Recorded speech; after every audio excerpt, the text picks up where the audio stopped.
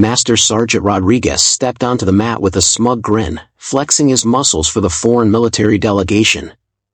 "I'll demonstrate proper technique on this supply clerk," he announced, pointing dismissively at the quiet woman in uniform. The crowd expected a quick, one-sided lesson. What happened next would shock everyone present and become base legend. But to understand how Melissa Hart dropped a decorated combat veteran in mere seconds, we need to go back to where this story really begins. The morning sun streamed through the supply depot windows as Melissa Hart checked her clipboard for the third time. Rows of equipment stretched before her, boxes of MREs, medical supplies, communication gear. Everything in its proper place.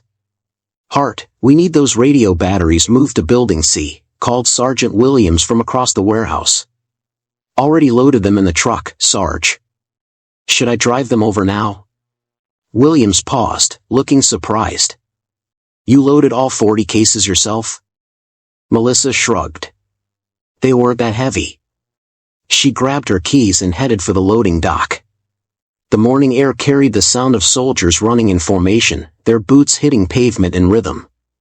Drill sergeants shouted cadences in the distance. Fort Harrison was waking up. At Building C, 2 soldiers struggled with a single case of batteries. "Here, let me help," Melissa said, lifting 2 cases at once. Private Johnson stared. "How'd you make that look so easy?" "Just the right technique," she said, stacking the boxes neatly inside. Back at the depot, she found her supervisor, Staff Sergeant Chen, reviewing inventory sheets. "Hart, these numbers are perfect again. How do you keep track of everything so well?" "I just pay attention to details, Staff Sergeant." Chen nodded approvingly. "That's why this place runs smooth. You never make mistakes." Melissa organized the incoming shipments while other soldiers chatted nearby. She listened but didn't join in, she preferred working to talking. Her hands moved efficiently, checking serial numbers and quantities. "Did you hear Master Sergeant Rodriguez is running combat demonstrations today?" one soldier said. "Guy's a machine. I saw him take down 3 guys at once during training. He loves showing off those combat skills." Melissa continued her work, saying nothing. At lunch, she sat alone in the corner of the mess hall, reading a maintenance manual. The food was decent, meatloaf and mashed potatoes. Around her, conversations buzzed about upcoming inspections and weekend plans. "Mind if I sit here?" asked Corporal Martinez, a mechanic from the motor pool. "Sure." Martinez sat down with his tray. "You're always so quiet, Hart. Where you from?" "Small town in Montana." "What made you join up?" Melissa looked up from her manual. "Wanted to serve my country." "That's it?" "That's enough." Martinez smiled. "Fair point." After lunch, Melissa returned to the depot to find chaos. A shipment of winter gear had arrived early, and nobody knew where to store it. "Hart, thank God you're back," Williams said. "This stuff needs organizing before the colonel's inspection tomorrow." Melissa surveyed the pile of sleeping bags, parkas, and boots. "We can fit it in Section D if we move the old tents to the overflow area. That'll take hours with just 2 people. I'll handle the heavy lifting. You focus on the paperwork." They worked steadily through the afternoon. Melissa moved equipment that usually required 2 soldiers, never complaining or stopping to rest. Williams watched her with growing amazement. "Hart, where'd you learn to work like this?" "My dad always said if something's worth doing, it's worth doing right." By evening, the depot was spotless and organized. Every item had its place, every form was filled out correctly. Williams checked his watch. "We finished 3 hours early. I've never seen anything like it." Melissa was wiping down the last shelf when the base loudspeaker crackled to life. "Attention all personnel. This is General Patterson. Tomorrow we host a delegation of foreign military officers. They want to observe American military excellence in all its forms. I need volunteers for combat demonstrations at 1,400 hours. This is an opportunity to show our allies what American soldiers can do." The announcement echoed through the empty depot. Williams looked at Melissa. Think you'll volunteer for anything? I just handle supplies, Sarge. Rodriguez will probably volunteer for every demonstration. Guy never misses a chance to show off. Melissa nodded and returned to cleaning. But as she worked, something flickered in her eyes. Not fear, not excitement, just quiet recognition. Like someone who'd heard a familiar song from long ago. Well, Williams said, gathering his things, should be quite a show tomorrow. As he left, Melissa stood alone in the perfectly organized depot. Outside, the base settled into evening quiet. Tomorrow would bring visitors, demonstrations, and opportunities to prove what American soldiers could do. She had no idea that tomorrow, everyone would discover what she could do too. Master Sergeant Rodriguez arrived at the training facility before dawn. The gym was empty, just how he liked it. He wrapped his hands carefully and approached the heavy bag. His first punch echoed through the room like a gunshot. Then another. And another. Each strike landed with precision and power. Sweat began forming on his forehead as he worked combinations he'd perfected over 15 years in the Army. Still at it, Rodriguez, called Captain Foster, entering the gym with his morning coffee. Always, sir. Can't stay sharp sitting behind a desk. Foster watched the heavy bag sway from Rodriguez's last combination. Those foreign officers won't know what hit them today. They'll see what real American soldiers look like, Rodriguez said, landing another solid punch. Not like these support troops who think carrying supplies makes them warriors. Foster raised an eyebrow. Support personnel serve their purpose. Sure they do. But there's a difference between serving coffee and serving your country in combat. Real soldiers know the difference. After his workout, Rodriguez headed to the mess hall. Soldiers nodded respectfully as he passed. Some stepped aside to let him through. He'd earned that respect in Afghanistan, leading his squad through 12 months of firefights and patrols. At breakfast, he joined a table of combat veterans. You volunteering for the demonstrations today, Rodriguez? Asked Staff Sergeant Phillips. Already talked to the colonel. I'll handle the hand-to-hand combat portion. Course you will. Remember that time you took down those 3 MPs at the bar? Rodriguez grinned. They started it. I just finished it. The men laughed, but Rodriguez's expression grew serious. Today's different though. We're representing America to foreign military leaders. Everything has to be perfect. What's the demonstration plan? Asked Sergeant First Class Thompson. Basic defensive techniques, some takedowns, maybe a submission hold or 2. Nothing too fancy. Just show them what American combat training looks like. Phillips leaned forward. You need a volunteer from the crowd? Probably. Find some desk jockey to play victim.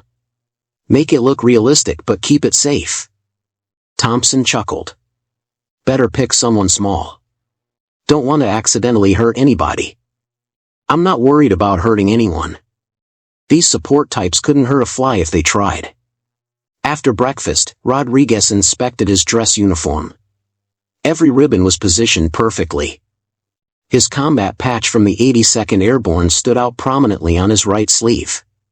2 bronze stars, a Purple Heart, and a combat infantryman badge told the story of his service.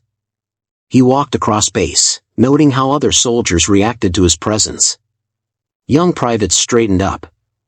Even senior NCOs acknowledged him with genuine respect. He'd built this reputation through years of excellence, not politics or paperwork. At the supply depot, he stopped to retrieve some equipment for the demonstration. Inside, he watched the quiet supply clerk organizing inventory with mechanical precision. Your Hart, right? He called out. Melissa looked up from her clipboard. Yes, Master Sergeant. Heard you keep this place running smooth. I just do my job, Master Sergeant. Rodriguez studied her for a moment. Small frame, quiet voice, soft hands. Everything about her screamed desk duty. You ever been in a real fight, Hart? No, Master Sergeant. Didn't think so. takes a different kind of person to handle combat situations. Not everyone's built for it. He grabbed the equipment he needed and headed for the door, then paused. You should come watch the demonstrations today. Might learn something about what real soldiers do. I'll try to attend, Master Sergeant. Rodriguez left, shaking his head. These support types were necessary, he supposed, but they'd never understand what it meant to be a true warrior. Combat changed a person, taught lessons that couldn't be learned from books or supply inventories. Later that morning, he ran his squad through combat drills. His soldiers moved with practiced efficiency, executing takedowns and defensive maneuvers he'd taught them. Each technique was battle-tested, proven in real situations where mistakes meant death. Looking good, Rodriguez, called Colonel Martinez from the sidelines. The delegation will be impressed. Thank you, sir. We're ready to show them American military excellence. Any thoughts on who you'll use for demonstration purposes? Rodriguez glanced toward the supply depot. I'll find someone suitable, sir. Probably one of the support staff. Keep it simple and safe. The colonel nodded. Remember, these foreign officers are evaluating our entire military structure. Combat troops, support personnel, everything. Understood, sir. They'll see exactly what American soldiers are capable of. As lunch approached, Rodriguez felt the familiar pre-mission focus settling over him. Today wasn't combat, but it mattered just as much. America's reputation was on the line. He had no idea that his assumptions about desk soldiers were about to be tested in ways he never imagined. At precisely 1,330 hours, 3 black vehicles rolled through Fort Harrison's main gate. Melissa watched from the supply depot window as the convoy passed, flags fluttering from the lead car's antenna. The delegation had arrived. Hart, you heading to the demonstrations? Asked Williams, adjusting his dress uniform. Planning on it, Sarge. Good. The general wants maximum attendance. Show these foreign officers how we support our own. Melissa locked the depot and walked toward the main parade ground. Soldiers streamed from every direction, mechanics from the motor pool, medics from the hospital, clerks from headquarters. The entire base was turning out. The parade ground buzzed with conversations in multiple languages. Officers in unfamiliar uniforms stood near the reviewing stand, notebooks in hand. Their insignia and decorations told stories from armies around the world. General Patterson stepped to the microphone. The crowd fell silent immediately. Soldiers of Fort Harrison, today we host military officers from 12 allied nations. They're here to observe American military training and capabilities. What they see today reflects not just our base, but our entire armed forces. Melissa found a spot near the back of the formation. Around her, soldiers straightened their postures and checked their uniforms one final time. These demonstrations showcase different aspects of military training, the general continued. Marksmanship, tactical movement, and hand-to-hand combat. Each element represents years of development and refinement. From her position, Melissa could see Master Sergeant Rodriguez standing with other senior NCOs. His chest was out, shoulders back, every inch the professional soldier. Our allies want to understand how American forces maintain readiness. They want to see our training methods, our equipment, and most importantly, our people. The general's voice carried across the parade ground without strain. This isn't just about showing off. This is about demonstrating the values and skills that make our military effective. Discipline, competence, and mutual respect. Foreign officers nodded and scribbled notes. One pointed toward the gathered soldiers and spoke quietly to his colleague. Now, for our first demonstration, I need volunteers for hand-to-hand combat training. Who's ready to show our guests what American soldiers can do? Rodriguez's hand shot up immediately. Master Sergeant Rodriguez volunteers, sir. Outstanding, Rodriguez. Anyone else? 2 other combat veterans raised their hands. The general nodded approvingly. Excellent. Rodriguez, you'll lead the demonstration. Show our guests some basic defensive techniques and combat applications. Rodriguez stepped forward and saluted crisply. Yes, sir. Will I be working with another volunteer, sir? That's up to you, Master Sergeant. Choose whoever you think would make the best demonstration partner. Rodriguez scanned the crowd of soldiers. His eyes passed over the combat veterans, the MPs, the mechanics. Then his gaze settled on the support personnel section. A slow smile spread across his face. I'll take the supply clerk, sir. Hart, step forward. Every head turned toward Melissa. Murmurs rippled through the formation. She felt hundreds of eyes on her as she stepped out of ranks. Hart reporting, Master Sergeant. Rodriguez looked her up and down with obvious amusement. Perfect. This will be educational for everyone. General Patterson studied the unlikely pairing. You sure about this choice, Rodriguez? Absolutely, sir.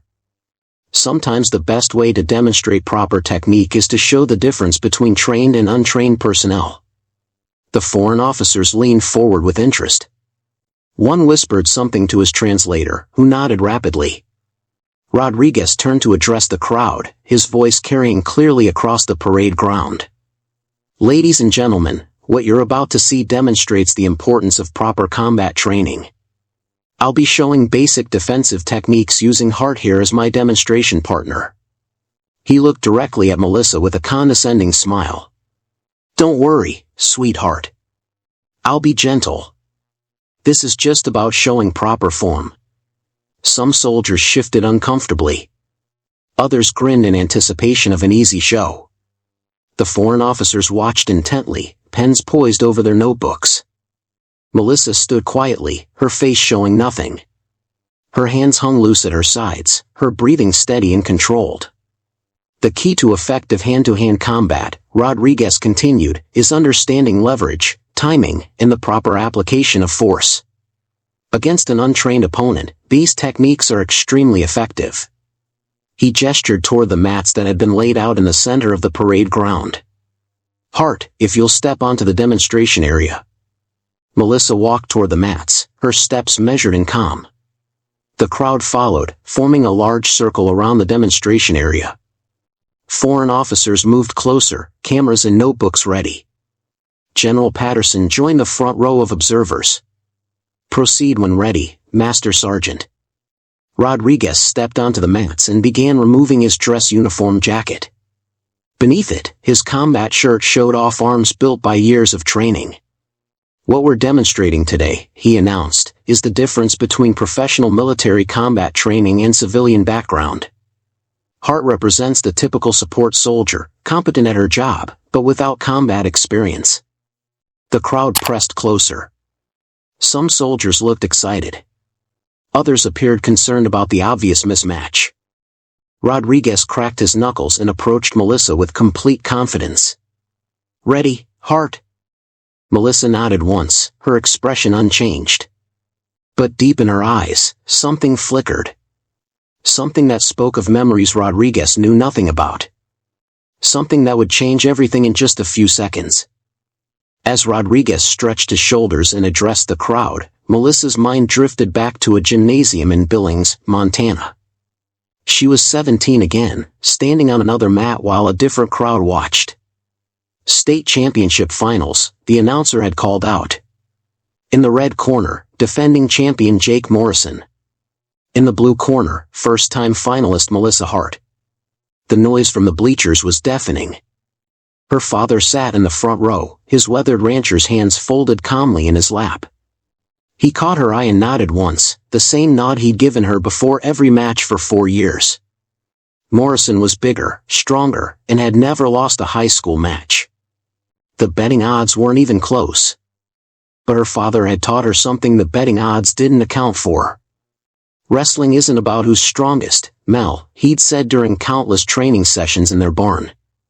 It's about who thinks fastest and moves smartest. Big muscles don't help if you're on your back wondering what happened. She'd taken Morrison down in 43 seconds. Now, standing on this military demonstration mat, Melissa heard similar dismissive comments from the crowd. Same confident opponent. Same underestimation. Different stakes. Rodriguez was still talking, explaining leverage and technique to the foreign officers. His voice seemed to come from far away as more memories surfaced. After high school, she'd wrestled at the University of Montana. Her coach, a former Olympic alternate named Saracen, pushed her harder than anyone ever had. "You've got natural ability, Hart, but that's not enough at this level. Everyone here has natural ability. What separates champions from also-rans is preparation and mental toughness." Those college years had been brutal. 2-hour practices that left her exhausted and sore. Studying film until midnight, analyzing every possible counter to every possible move. Learning to ignore pain, ignore fatigue, ignore everything except the immediate tactical situation. She'd won 2 conference championships before a knee injury ended her competitive career. The doctors said she'd heal completely, but her wrestling days were over. That's when she'd made the decision to join the Army. The memories shifted to her first weeks at Fort Harrison. She'd kept her background quiet, partly from humility and partly from a desire to fit in. Nobody asked supply clerks about their athletic histories. But she'd found the base gym during off-duty hours. Late at night, when the weight room was empty, she'd maintained her conditioning. Push-ups, pull-ups, endless hours on the heavy bag. Not training for competition anymore, just staying sharp out of habit. Then she discovered that Master Sergeant Williams from Special Operations trained at the same hours. "You move pretty good for a supply clerk," he'd said one night, watching her work combinations on the bag. "Just staying in shape, Master Sergeant." "That's not staying in shape. That's training. You got experience somewhere?" She'd hesitated, then decided honesty was better than deception with a special ops NCO. "Some wrestling in college." Williams had grinned. "Some wrestling, huh? Mind showing me a few moves?" Those late-night sessions had continued for months. Williams taught her military combatives while she showed him wrestling techniques. Neither had mentioned it to anyone else, just 2 professionals sharing knowledge. "Your takedown timing is perfect," Williams had said after one particularly intense session. "But you need to work on ground control for military applications. Wrestling rules are different from combat situations." She'd absorbed everything he taught her. Joint locks, submission holds, how to neutralize an opponent quickly and safely. All of it building on the foundation her father and college coach had laid years earlier. Back on the demonstration mat, Rodriguez finished his lecture and turned toward her. The crowd quieted in anticipation. "Ready for your lesson, Hart?" Melissa nodded, her mind now completely focused on the present moment. The years of training, all those late-night sessions, every technique her father had taught her, it all came together into a calm sense of readiness. She could see Rodriguez's stance, already identifying 3 different takedown opportunities. His weight was slightly forward, his left foot positioned poorly for lateral movement. Classic mistakes from someone who relied too much on strength and not enough on technique. More importantly, she could see his mindset. The same arrogant confidence that had cost Morrison his championship years ago. Rodriguez wasn't thinking about defense because he didn't believe he needed any. Her father's voice echoed in her memory, "The opponent who underestimates you gives you the greatest gift possible. They hand you every advantage before the match even starts." She adjusted her stance slightly, keeping her movements subtle and non-threatening. To the casual observer, she looked nervous and uncertain. But her weight was perfectly balanced, her muscles loose and ready. Rodriguez stepped closer, his hands raised in what he probably thought was a combat-ready position. But Melissa could see gaps in his guard, inefficiencies in his movement, tells in his body language that telegraphed his intentions. The foreign officers leaned forward with their notebooks. General Patterson watched intently from the front row. Hundreds of soldiers formed a circle around the mat, some looking excited, others concerned about the obvious mismatch. None of them knew about the state championship. None of them knew about the late-night training sessions with Williams. None of them knew that the quiet supply clerk standing calmly on the mat had spent years preparing for exactly this kind of moment. Rodriguez took another step forward, his confidence radiating across the demonstration area.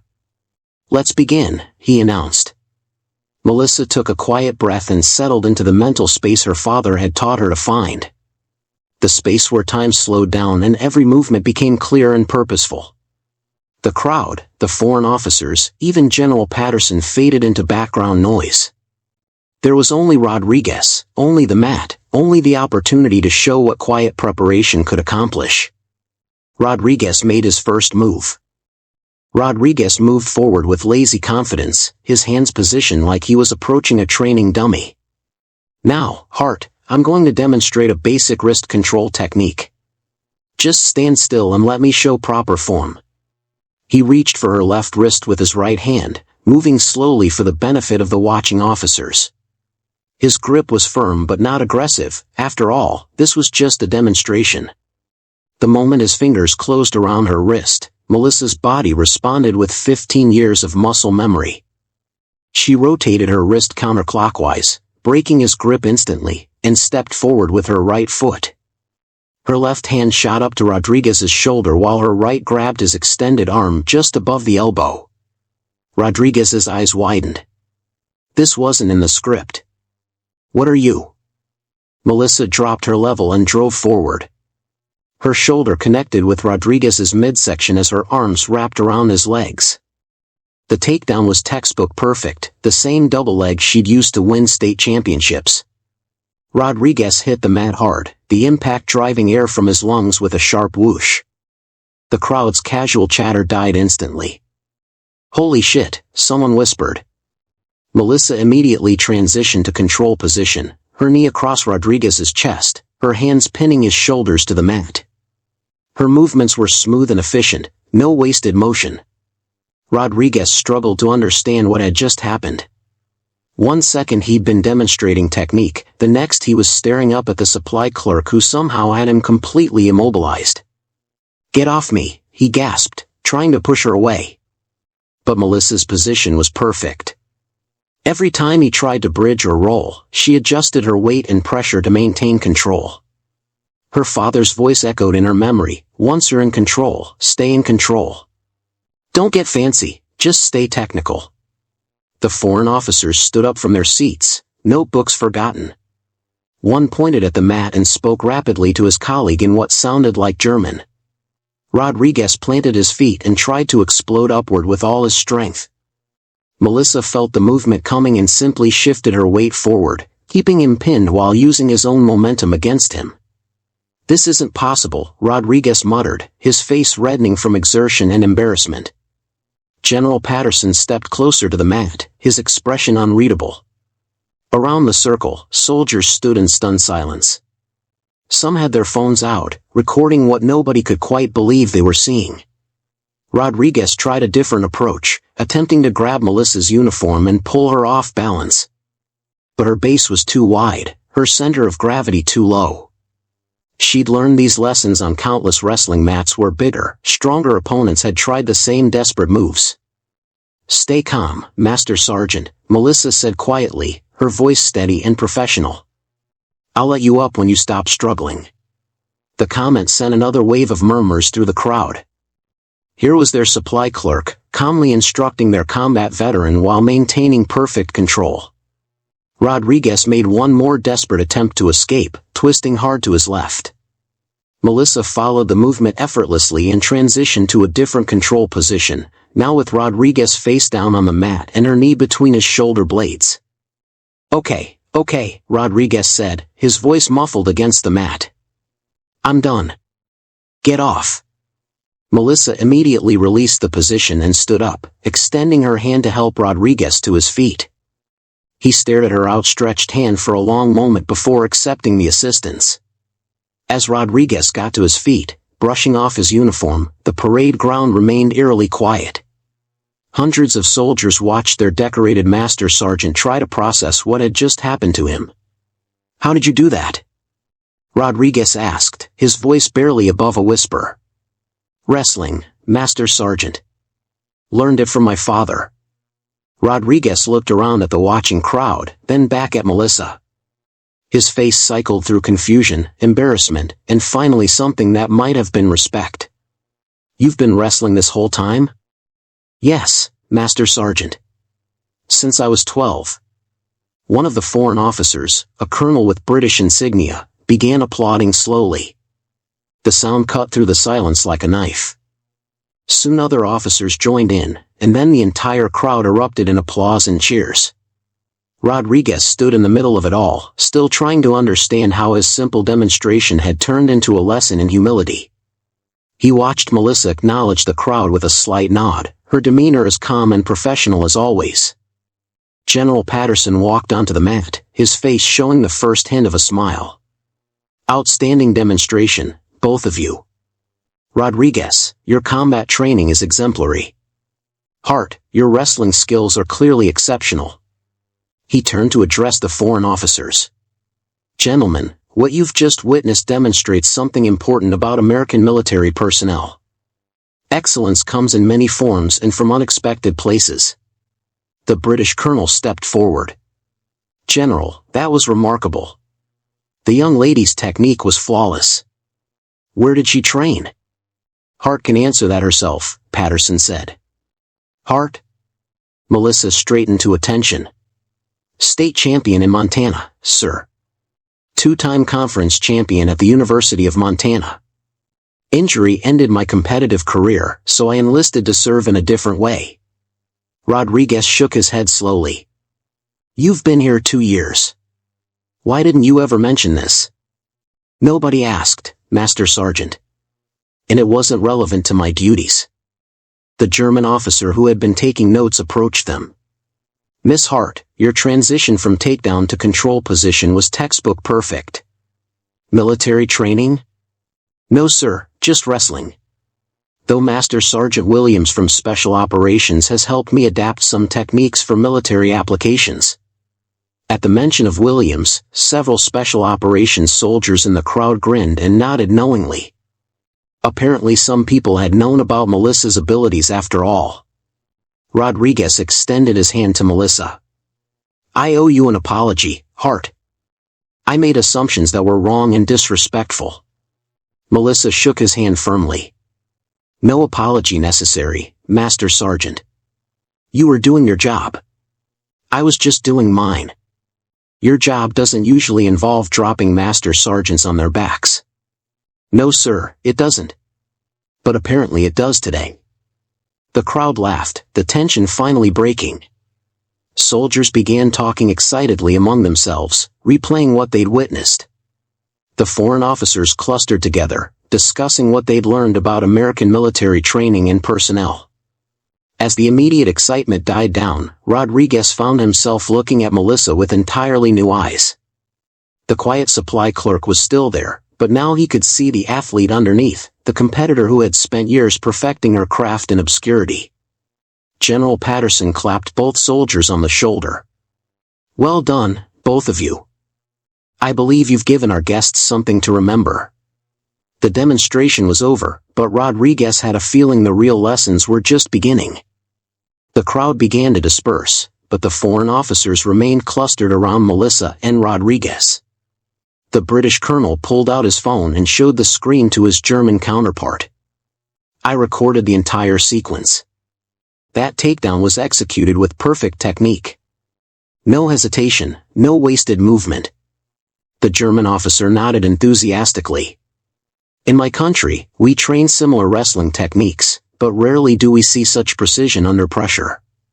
Miss Hart, how often do you practice these skills?" "I maintain basic conditioning, sir. But I haven't competed since college." A French captain stepped forward. "You mentioned your father taught you. Was he a professional instructor?" Melissa smiled slightly. "No sir, just a cattle rancher who learned wrestling in high school. He said it was the only sport where hard work mattered more than natural talent." Rodriguez listened to these exchanges with growing amazement. Every question revealed another layer to the person he dismissed as just a supply clerk. General Patterson approached their group. "Gentlemen, I hate to interrupt, but we have other demonstrations scheduled. Hart, Rodriguez, excellent work today. As the officers moved toward the next training area, Rodriguez found himself walking alongside Melissa toward the edge of the parade ground. "Hart, I need to say something." "Yes, Master Sergeant." Rodriguez stopped walking and faced her directly. "What I said earlier, about real soldiers and support troops, that was wrong. Dead wrong. You were just explaining combat training, Master Sergeant." "No, I wasn't. I was showing off and putting you down to make myself look better. That's not leadership, that's just ego." Melissa studied his face, seeing genuine regret there. "We all make mistakes, Master Sergeant." "Maybe, but not everyone gets their mistakes demonstrated in front of foreign military officers." Rodriguez managed a rueful smile. "I'm going to remember this for a long time." They walked in comfortable silence for a moment before Rodriguez spoke again. "Can I ask you something? Why didn't you ever volunteer for combat training? With your skills, you could have been Special Forces material." "I joined to serve my country, Master Sergeant. The Army put me in supply, so that's where I serve. Every job matters, or they wouldn't need people to do it." Rodriguez nodded slowly. "Your father teach you that too?" "Yes, sir. He used to say that a ranch needs cowboys and bookkeepers, veterinarians and fence builders. All of them matter, or the ranch fails." "Smart man." "I thought so." They reached the supply depot, where a small crowd of soldiers had gathered. Word was spreading fast about what had happened at the demonstration. "Hart, is it true you dropped Rodriguez in 3 seconds?" asked Private Johnson, the same soldier who had struggled with the battery cases that morning. "It was longer than 3 seconds, Melissa said. And Master Sergeant Rodriguez was demonstrating technique, not fighting." Rodriguez appreciated the way she downplayed her victory, but he felt compelled to set the record straight. "Johnson, Hart beat me fair and square. No excuses, no explanations. She's got skills I didn't know about and I underestimated her completely." The gathered soldiers exchanged surprised looks. Master Sergeant Rodriguez admitting he'd been beaten was almost as shocking as watching it happen. Corporal Martinez, who had sat with Melissa at lunch the day before, grinned widely. "Hart, you've been holding out on us. Wrestling champion and you never mentioned it. It never came up." "It never came up?" Martinez laughed. "Girl, that's like being a concert pianist and never mentioning you play music." Melissa shrugged. "I'm here to manage supplies, not to wrestle." "Maybe," said Rodriguez, "but today you did both." Over the following days, word of the demonstration spread throughout Fort Harrison. Soldiers who had never spoken to Melissa before stopped by the supply depot to introduce themselves. Others who had taken her quiet competence for granted began treating her with obvious respect. But the most significant change came from Rodriguez himself. 3 days after the demonstration, he appeared at the depot during lunch hour. "Hart, you got a minute?" "Sure, Master Sergeant." "What do you need?" "I've been thinking about what happened. About what I learned." He looked around the perfectly organized warehouse, seeing it with new eyes. Every item in its proper place, every form correctly filled out, every soldier's needs met efficiently and professionally. I spent 15 years thinking combat skills were the only skills that mattered. But watching you work, seeing how you handle everything here, I realized I was missing something important. Melissa waited for him to continue. "This place runs because you make it run. Soldiers eat because you keep food supplies flowing. Communications work because you manage the equipment. Vehicles run because you track the parts. That's my job, Master Sergeant." "Yeah, but you do it better than anyone has a right to expect. And you do it quietly, without looking for credit or recognition." Rodriguez picked up a clipboard and examined the inventory sheets. Everything was perfect, as always. "You know what I think? I think your wrestling skills and your supply skills come from the same place. Attention to detail, preparation, doing the work even when nobody's watching." Melissa considered this. "My father always said that how you do anything is how you do everything." He was right. And I was wrong. Rodriguez set down the clipboard and extended his hand. "I want to thank you, Hart. You taught me something important about leadership and respect." Melissa shook his hand. "What's that, Master Sergeant?" "That the best people don't need to tell you they're the best. They just are." A week later, Rodriguez was conducting a leadership class for junior NCOs. The topic was evaluating personnel and recognizing potential in unexpected places. "How many of you know Hart from the supply depot?" he asked. Most hands went up. "How many of you knew she was a state wrestling champion before last week?" No hands rose. That's my point. Excellence doesn't always announce itself. Sometimes the most valuable people on your team are the ones who just do their jobs better than anyone expects. He looked around the room at the young sergeants and corporals. "I spent years thinking I knew who the real soldiers were. Combat veterans, people with impressive ribbons, soldiers who talked tough and acted harder. But I learned something important recently. Real soldiers are the people who serve their country and their fellow soldiers without needing recognition for it." Staff Sergeant Phillips raised his hand. "Master Sergeant, are you saying we shouldn't value combat experience?" "Not at all. Combat skills matter. But so do logistics skills, medical skills, technical skills, and administrative skills. A military unit is only as strong as its weakest link, and every link matters." Rodriguez walked to the window and looked toward the supply depot. "Hart has been making everyone else's job easier for 2 years. She's been solving problems before they became problems, keeping equipment flowing, making sure soldiers had what they needed when they needed it. That's not less important than combat skills. It's just different." He turned back to the class. "Leadership means recognizing value wherever you find it. It means treating every soldier with respect, regardless of their job or background. And it means admitting when you're wrong." After class, Rodriguez walked to the supply depot one more time. Melissa was training 2 new soldiers on inventory procedures, her voice patient and clear as she explained proper documentation. "The key is consistency," she was saying. "Do it the same way every time, and you'll never make mistakes that could leave soldiers without equipment they need." Rodriguez smiled and headed back to his own duties. He had his own lessons to apply, his own consistency to maintain. That evening, as Fort Harrison settled into its nighttime routine, Melissa finished her final inventory check and locked the supply depot. Tomorrow would bring new challenges, new supplies to manage, new soldiers to serve. She walked across the base in the gathering darkness, past the training areas where soldiers still practiced their skills, past the barracks where tired voices shared stories of the day's work. She'd earned something she never sought, recognition and respect from her fellow soldiers.